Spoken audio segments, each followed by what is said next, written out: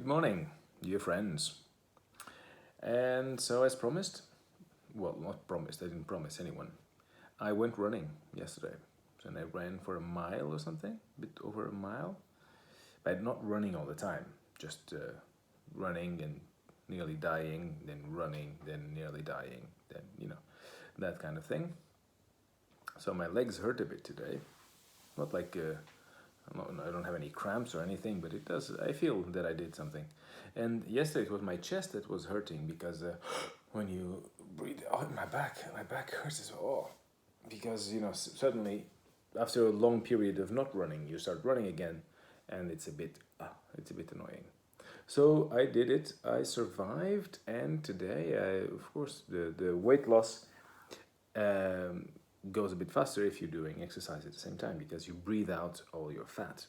Not all your fat, 84% of your fat comes out through your breathing. So if you breathe more during a day because you do exercise, well, then you will lose more weight, which is obviously normal. And so, yeah, today I'm at 99.3. Started at 112, now it's 99.3, which is cool. So, and tomorrow, I'm not sure what exercise I'll do today. Maybe I'll go cycling a bit. Probably go cycling. But anyway, we'll see. I have the children around, so I'm not really sure if I can cycle as fast or fast enough to be able to call it a workout. We'll see what happens. I'll try. So yeah, I'll do that. And now my fan, the fan, not one of my fans, my fan, asks me what astrological sign I am. Well, I am Aquarius, with an ascending of Cancer, I think. So yeah, it's easy. I'll give you my data, and you can go online and create my theme. I was born on the 10th of February, 1983, at 2:45 in the afternoon, in Évora, Portugal. Evora, no, Évora, Evora, Portugal. There you go.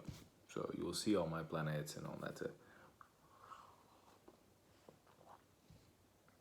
I did have some astrology lessons a few years back because I think astrology is a nice way of making people talk and removing the responsibility of people's lives out of them. And this is, you will notice, there's nothing to do with weight loss or fasting or running or any of that. And I'll just show you how the dog feels about this. Oh fuck! Here we go, starting to talk again. So he doesn't care, the dog. So yeah, a way of unlocking a conversation, or because in the Middle Ages, people had a genius or a genie, okay, and the genie was the inspiration for an artist. So if an artist had really great work, it would be thanks to his good genie or genius or whatever. And so that was a big part of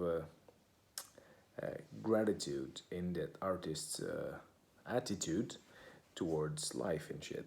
So because he would be inspired by another being that would take some of the responsibility for the work. If the work was crap, well, you can say the genie was a shit day and he wasn't working correctly, and that's why he did crap. Nowadays, since God died, the human being is alone, and being alone, it's all your fault, your merit or your fault. So you have nowhere to turn to. So people like I don't know, they create an album or a book, or they write a bestseller or whatever, and they write one and it's really good. Then what are you going to do with the next one? How can you live up to the expectations people create about you and the expectations you create yourself? And that's the hard thing, because there's no one else to blame, there's no external inspiration, and it's all you. And the meritocracy we live in today is saying, oh, if you really believe it, you can do it, go for it, all you need to positive thinking and all that. many people became motivated idiots, meaning that someone just tell them, "Oh, you lost your job. This is an opportunity to go and, I don't know, do something." Well, yes and no. Because with all the theories, some people make it, some people don't make it. Most people won't make it.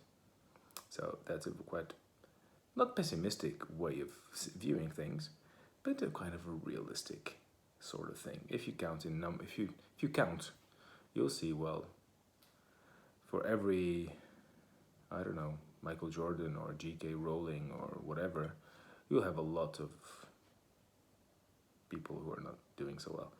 So yeah, that's my motivational message for today. But going back to astrology, it's a good way of making someone talk. If you say, "Oh," you can't say to a person, "Hey, you're a bitch." No, you can say, "Well, I see Mercurius is quite far from Uranus, and that probably would make you react a bit aggressively to people or to things." And they will go, "Yes, yes. Can you imagine that? Oh, people sometimes think I'm a bitch, but it's Uranus with my Mercury all mixed up. So yeah, so I don't know much about astrology. I did some studies and stuff like that, but unfortunately, it doesn't really exist, which is a shame. At least the predictions for 2020 of all the astrologists were very nice. Not sure if they were mistaken or if some of them predicted pandemics, or if the stars can really or cannot predict anything. So yeah, what do you think? That's what matters, not what I think. No one cares about what I think. You look at the dog, see the example. But what do you think? There you go. Goodbye.